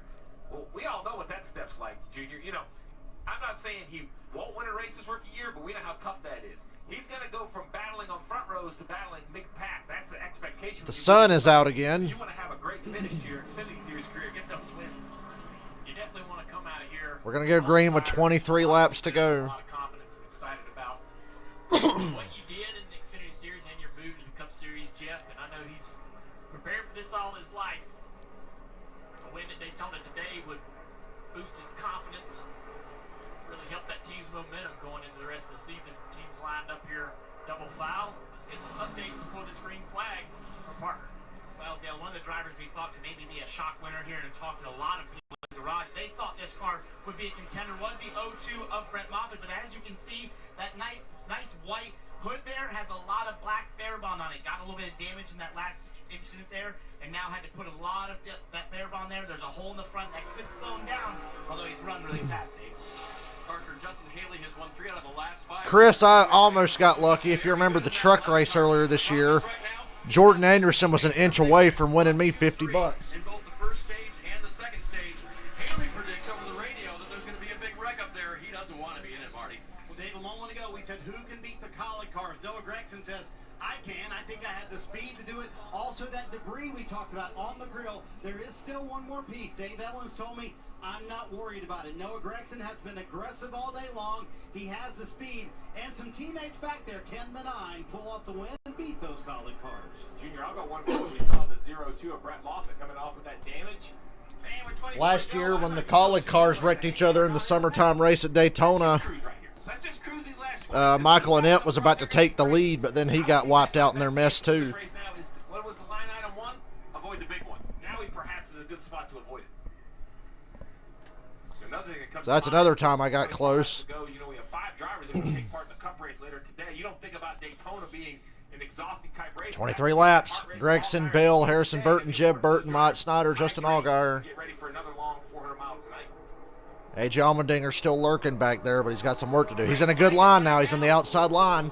Problem was on that last run, he was stuck on the bottom. Great organization on the inside and the outside. 2 sets of cars pushing hard out front. Are hooked together. Christopher Bell being pushed by Burton. You can't lock bumpers and push for too long. Now everybody goes to the bottom and ditches Noah. Now the 20 comes up to block Allgaier from getting back to Noah. That was a smart move by Harrison Burton. Now they've got to go to the middle. Now Allgaier's got back to Noah, but Christopher Bell's out front. 3 wide for second, 3 wide for third. Harrison's in the middle. Christopher Bell got the lead. Jeb Burton, please get up in front of Noah. Yes, Jeb Burton clears Noah, so it's Bell, Jeb Burton, and Noah. Now that Noah's not out front, I'm a lot happier. Whole different ball game now, guys.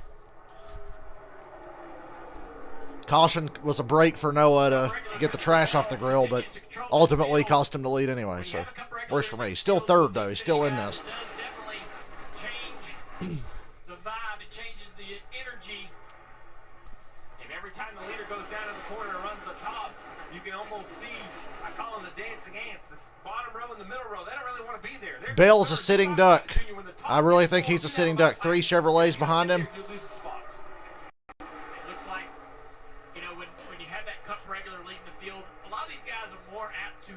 Him rather than contest him, and so you see Jeb Burton more than happy probably to be running second behind this 54. Those guys are less likely to jump out of line. That gives that outside line the opportunity. Train's trying to form up again. This time Allmendinger's in it, so yeah, he's back in the game. Right there. Stay on the bottom or go to the top. He had a little bit of help behind him. He made the decision to go to the top. You see the 54 of Christopher Bell leading the race, driving that Toyota. Well, Toyota driver update. It's not on one driver, but on those stats you guys mentioned. Since last Super Speedway win, all the way back in 2014 at Talladega, 88 total wins at 25 different tracks. Their success is undeniable, but they really want to do it here at the World Center of Racing, Dave. Remember the last time Christopher Bell raced this 54 for James Racing? It was at New Hampshire. It was because he wanted laps at that track so that he could do well on the Cup race. He won in the Xfinity race. He finished second. Who do you got in this group? They're all single file. Who's going to win it? 20 to go. I'm still betting on Allmendinger finding a way. AJ Allmendinger's going to find a way. He's 6th place right now. They can easily go by Christopher Bell, but they're afraid to. Jeb's afraid to make that turn because if he doesn't get help, people don't go with him. Jeb just needs to wait. So it's a game of who's going to make the move first. There's 20 laps. Get that bottom lane working to build forward momentum. Marty. Hey guys, Justin Allgaier a moment ago came on the radio after the restart and said if we are going to win this race, it's going to take teammates. He said I timed everything perfect on that restart. I went when I should have gone, and they just flat drove away from me. You watch his whoop data, 145 beats per minute sitting in the draft right now. But on that restart, he felt they left him. He said we're going to have to work together as JRM if we're going to beat the Collet cars. It's a tough balance between trying to help your teammates. Got a Collet car in 2nd, the other in 6th, and the other in 10th. There's a lot of separation between them. Try to keep it that way if you're going to beat them. You can't always do that. It's a tough balance to make that work. I still think AJ somehow ends up winning this race. Replay here, Jeff. Christopher Bell got the lead. So he's got some help from a teammate. Not a ton of help.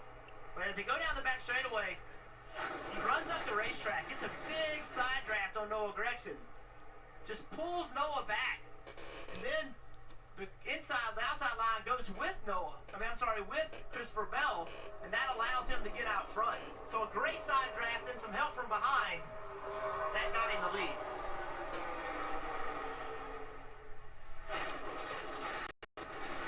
Now it comes down to the waiting game. You know, we start talking, we see Bell leading, Burton second, Gregson, Allgaier, the 98, and Allmendinger. So much comment about the speed of that 16 car. He's kind of stuck back there in sixth.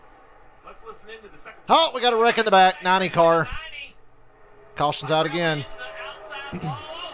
Oh, the 48 goes around. The 5. The 5 is a fucking wreck magnet. He's in something every week, it seems like. 48 keeps going, though. The 90 car's done. Caesar Baccarella.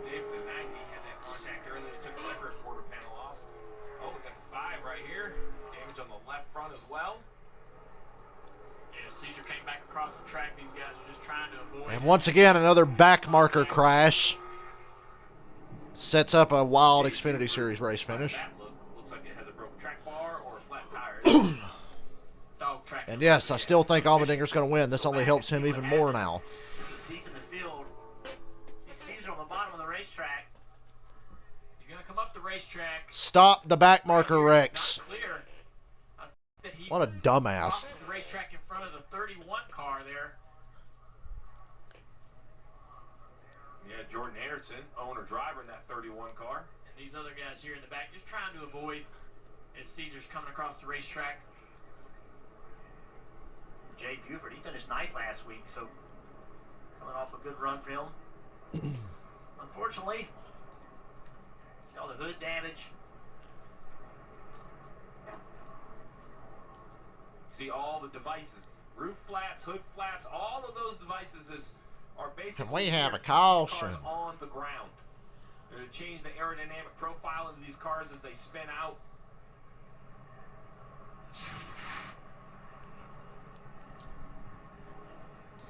The leaders up. Oh, those back markers. They just want to see an entertaining show from back there, don't they? Yeah, go do this restart over. You know, it's interesting. What is their mindset going to be now, right? We've seen them go to the top as quick as they can, but they're going to drop the green flag with maybe 14, 13 to go. Are you going to try to drag it up to the top, or do you think that we're going to go too wide the rest of the race? Well, I think it's the guy at 4th to 7th that's going to really make that. The top 4 want to run the top because they have the track position. We're like, let's just get to the top and we'll get single file. I look behind them, right? You look at Allmendinger back there in 6th, Myatt Snyder, Harrison Burton. I don't know what tires are worth, but Riley Herbst has 4 fresher tires than everybody else. He got tires at the stage break caution, and he was one of the only cars that did. So I don't know what that's worth. It's hot and slick out there. Maybe it's worth something. Chase Briscoe's on pit road.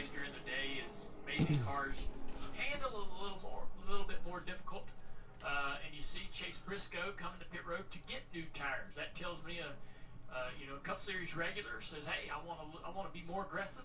Tires may be able to make a difference. Give us a shot here. So that makes me concerned for these guys who are staying out. We're going to get this race restarted though in just a few minutes. We'll be right back. Endurance racing there too. Nah, Herb's got tires at that last caution too.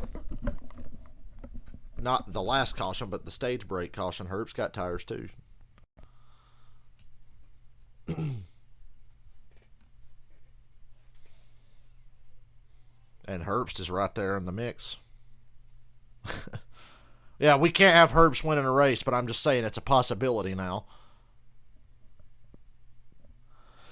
You know, in the new Spider-Man trailer, when they fuck up and open up the multiverse, I think Riley Herbst winning a race at this level would fuck with the time-space continuum, and we'd have similar problems. We'd have like a mirror universe where like Dale Earnhardt's still alive, or like it'd be like, you know, they said in Spider-Man No Way Home when Doc Ock comes through the multiverse, it was from the exact moment he was about to die. What if Dale Earnhardt gets pulled back in and now he's alive again? That's what's going to happen if Riley Herbst wins. Bad things.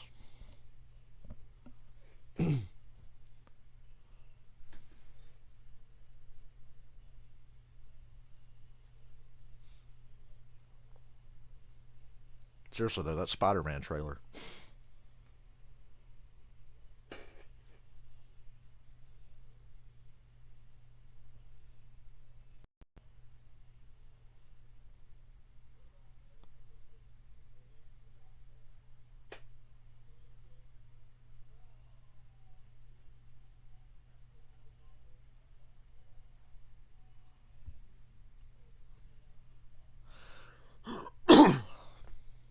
No big one yet.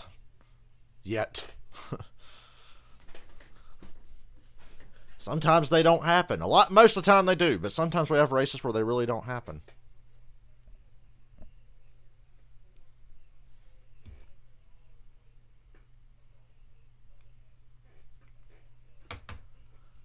Excuse me.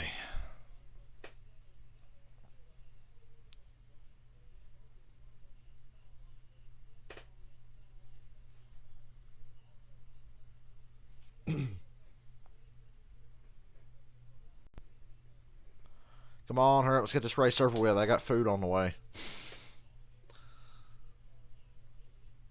I got some food on the way, I tell you what.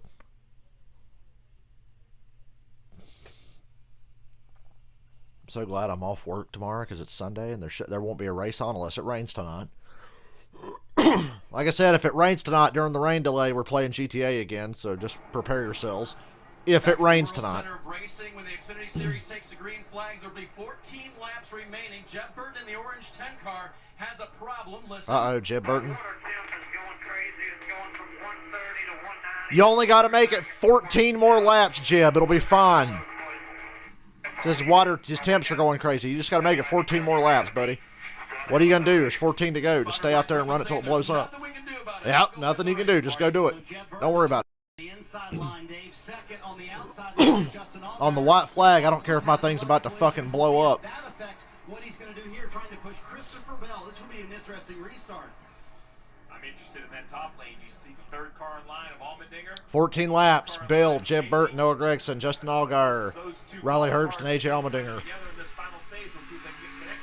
Allmendinger's still going to pull this off somehow. Who's going to get the better push? It's going to be the outside here with Allgaier and Bell, I think. Great organization for both lines right here. Although Jeb Burton's taking the shorter way around the racetrack and Noah's still pushing him. They're locking bumpers, guys. Remember, you can't lock bumpers. You can't lock bumpers. That looks like locking bumpers to me for both of those sets of cars. Outside line looking better down the back. Imagine like dribbling a basketball, like bam, bam, bam, to the back bumper down the straightaway. Good bump draft. Ooh.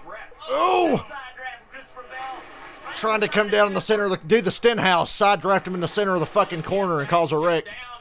Bell did that Stenhouse move just now. Woo! Look at Riley Herbst trying to cut up in front of the 18 back there to get back in line. Boy, Allmendinger's up to third place, and the inside line's falling apart. And Allmendinger's third on the outside.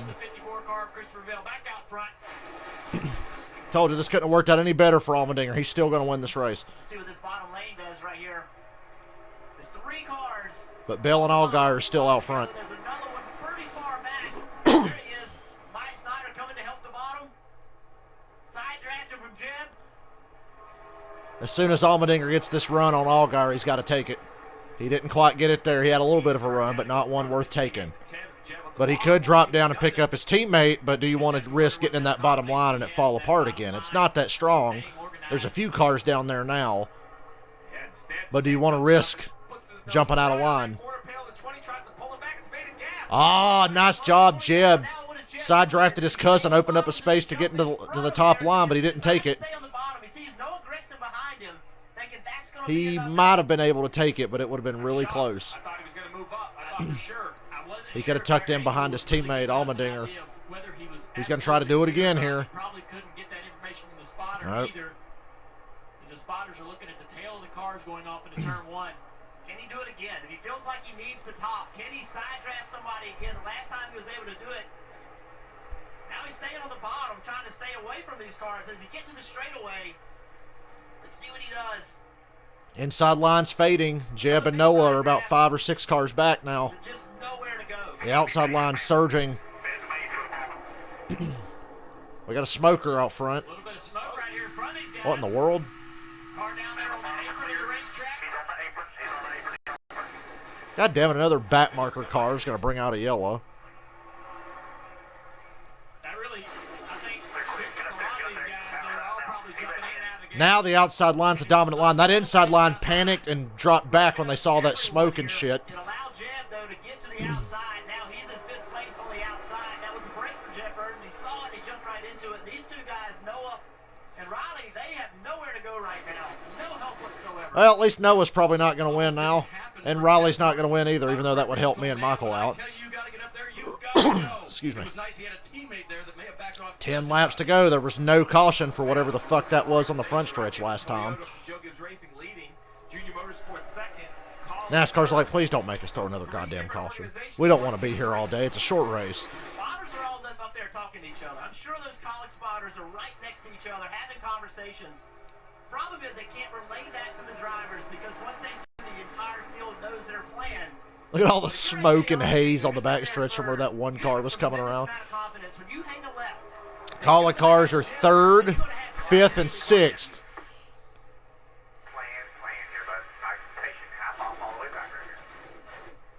Of course, the fucking 54 is always out front. Doesn't matter who's driving it and what racetrack they're on.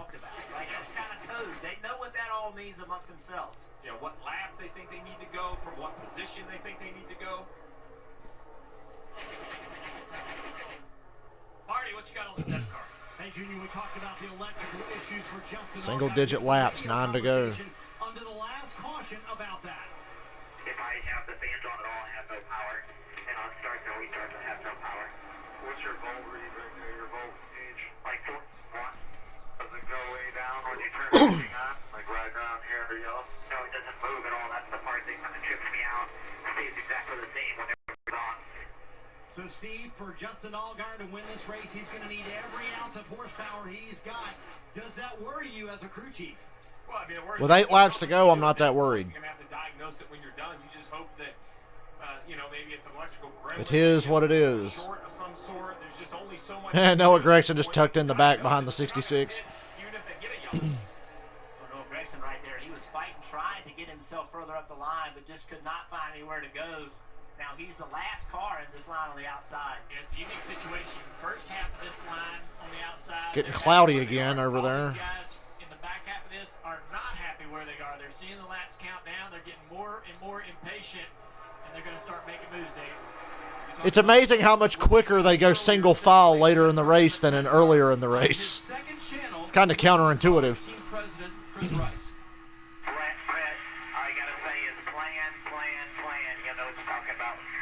We don't know. Plan our plan. So that was Collie cars have a plan. Plan. It sounds bad for the rest of the field. Yeah. I don't think anybody else has a plan. Did Dale Jr. and Michael Waltrip have plans back in the day? I'm pretty sure they did. But they weren't, even the DEI cars were not as organized as the Collie cars have been on super speedways the last couple of years. I think that's the way you got to work it, Jeff. When these cars are single file and you do get a run in momentum, you side draft, try to create a hole in front of the car that you're trying to pass. I don't know who'd be more nervous for, Bell or Allgaier. Allgaier's kind of the awkward middle child right now. Here comes an inside line, maybe. The 8 car got a big run, shot to the bottom. Moffitt, Herbst, and Noah went with him, but they're too far spread apart. That's not going to work. Although, the 8 car got to the side of Haley and side drafted him and slowed him up. That might ruin the plan. That might ruin the plan if the 8 car keeps doing that to Haley here. Now we got some more guys committed to that bottom groove. Now those Collie cars can have a plan, but as they look over their left shoulder and they see that inside line getting organized, as now they bail back to the top. Yeah, as soon as you Well, that inside line died a death there off of 2. in that inside line gives up on the commitment. That's why it's so hard to get anything going down there. Back in the front of this, 5 laps to go. back at the front. If you are 5 to go. You're paying complete attention to the car behind you, Allmendinger, because you know his teammates are a couple rows behind. As soon as Allmendinger makes a left, you got to make a left. You got to put that lock on. You can't let that 16 make that move. And then if you're Harrison Burton behind Allmendinger, you got to do the same thing. If he makes a move, you got to go with him. You got to keep those Collie guys separated. That's your only opportunity here. I think it's a matter of time. These Collie guys are going to hang a left, all 3 of them together. I'm wondering when they're going to do it. We're at 5 to go. These guys, that's their plan. You don't want to do it now, though, because you don't want to drag Sam Mayer. You don't want to drag other people into the field. Jeb to the bottom. Allmendinger to the bottom. Haley to the bottom. And here comes Allgaier. Oh, my God. Allgaier to the bottom. And now they go back to his outside. Oh, Allgaier's fucked now. He's fucked now. He went to the bottom, blocked that first run. They just took it right back to the top and shot around him. Now Allgaier's on the bottom going to the back. He's got 2 teammates behind him, but they're way back. And now Christopher Bell is fucked. Bell is so not going to win this race now. Christopher Bell's, he's going to lose it right here. Off of 2, here comes the run. AJ to the bottom. Brings Jeb with him. Game, set, match, race over. Congratulations, AJ Allmendinger. With 4 laps to go, he's won the race. Done fucking deal right there. Good win, AJ. Although Haley swept back to the top, opened the door for Allgaier. No real push, though, for Allgaier. 3 laps to go. Yep, that's a done deal. I told you AJ was still going to win this.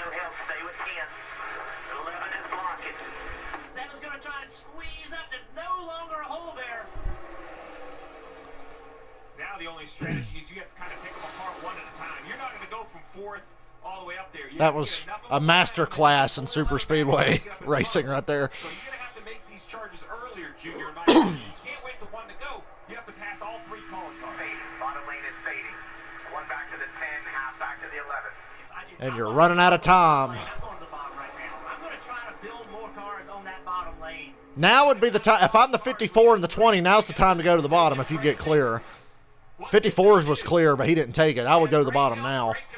You're not going to win the race from the top. And there you go, Bell to the bottom. Haley tried to block. He thought better of it, though. Now Harrison goes to the bottom. That's going to get Haley out of there. They broke him up a little bit.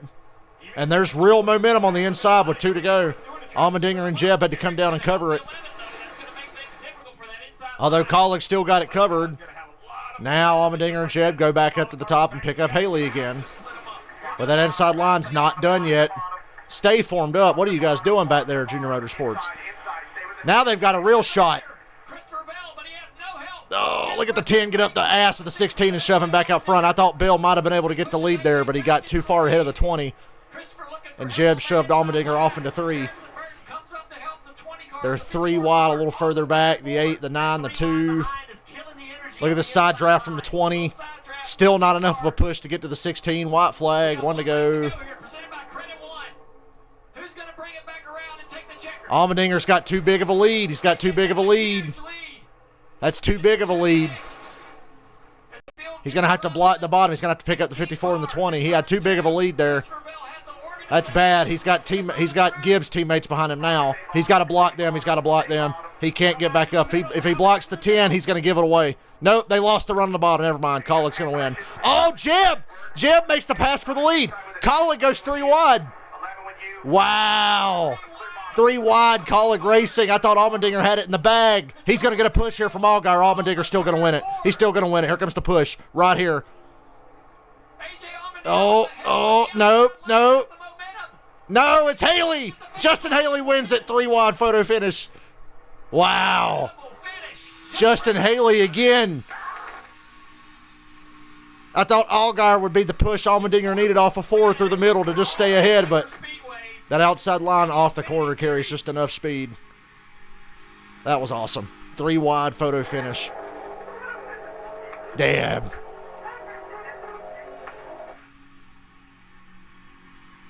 Well, they had them covered one way or another. They didn't get 1, 2, 3. They got 1, 2, 4, but they were blocking the entire damn racetrack.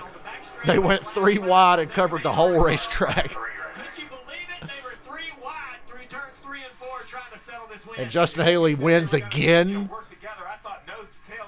Justin Haley is a super speedway god. That is crazy. Haley is a legit super speedway monster. This man, he's unbelievable.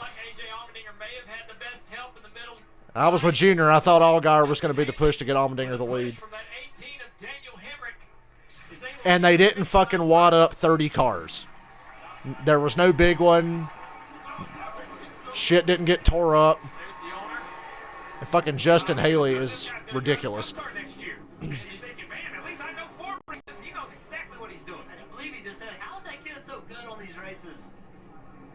No matter what, Justin Haley's always in the hunt.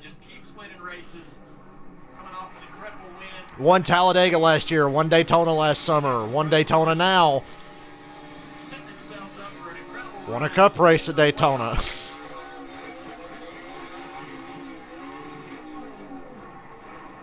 Three wide might have been part of the plan. Yeah. It's like, fuck it. You pick a lane, I pick a lane. We'll cover them one way or another.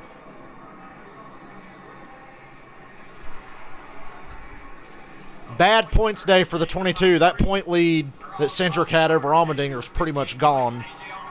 And they've got like 3 or 4 races to go before their playoffs start. And Junior says it right after I say it. Justin Haley, early underdog pick for the Daytona 500. Because this is not a coincidence. This dude's really good at this. It is so cool to watch Justin Haley kind of take this one in. You saw the emotion. That was wild. What an incredible run for Colleague Racing as well. See tears coming there, Justin. Why is this one so meaningful? It's just not been the best season. It's been really, really hard on this number 11 Leafield Government team all year. Had a lot of bad luck, so just I was trying to formulate the plan there, and then obviously. I thought Jeb Burton was going to win the race when they were going down the backstretch, and then 3 wide happened. And then I thought Allmendinger was going to win, and then Haley came out of nowhere from around that outside and got it done. Daytona, and neither time did I get to see anyone in the front stretch. So thank you guys for finally being here. I love you. But hats off to Chevrolet, ECR engines. That was ridiculous in the best way. Absolutely incredible. That was a close one, and getting it to just beat out AJ always means a lot too. You mentioned the team orders. We heard Chris Rice say plan, plan, plan to all 3 drivers. What's the plan for you to be the one up? We saw last summer they'll work together until the last corner, and then they will try to pass each other. But up until that very last corner, they're committed to each other. And even last year when it went horribly wrong, Haley still won that one anyway. Number 77 Spider Motorsports car that we're going to go try to sweep the weekend. I think Justin Haley's going for the weekend sweep. Get your bets in now. But appreciate everyone at home. It's for sure pretty cool to win here at Daytona. My 3rd-ish, 4th time. There you go. An emotional day for Justin Haley. He gets to victory lane. And Dave, what a run for creeping up on Dale Jr. and Tony Stewart for Daytona wins in the Xfinity Series. Who finished 2nd today and took over the regular season championship lead, my friend. Wow, AJ got the point lead. Perfect photo shoot right there coming across the line for all the College Racing Chevys. Proud of my son, Justin Haley. He's his son, Justin Haley. He does look like he could be a son. He did a fantastic job. I was just hanging on in the middle there. I thought we might get it, but proud of everybody at College Racing, all the men and women. The high-price Chevy good. I think we led the most laps as well. Finished 2nd. All day it seemed like, but just proud. It was fantastic. Cool to get. And nobody got wrecked, which is what I really like. I love seeing shit not get tore up. Cheddars for everybody. Do we get some cheddars tonight? Get some cheddars tonight. That's what I'm talking about. But man, it's go buy your leaf filters and go pick up some cheddars. Let's call it what it is. 1, 2, 4, Jeb. I think it's 7 o'clock, Major. I think it's 7. Yeah, you know, we led some. Just go 7 just to be safe. I think I led for a second. AJ kind of slid up in front of me. I checked up, gave him a shot, and then I had to take the run. And I looked, and we were 1, 2, 3. And I was thinking we were going to come across a line like that. So all 3 Colleague cars have won this year now. Jeb won Talladega, Haley won Daytona, Allmendinger won Mid-Ohio, Las Vegas, and Michigan. That's right. Are they the new kings of the super speedway? They got to be. This is ridiculous. I love it. It really reminds me of Dale Jr. and Michael from 2001 to 2005. Where everybody wanted to be today. But Justin's going to be able to celebrate there with his team. All right, y'all. I'm going to get off here and go eat. My food's here. So come back. Let me go to NASCAR.com. I want to make sure the Cup race is at 7 or 7:30. I don't know. This will tell me. The Cup race is at 7 on NBC. Dylan, I'll see you later, and everybody else come back at 7. I'm streaming that race too. I will be back around 7 o'clock. Until then,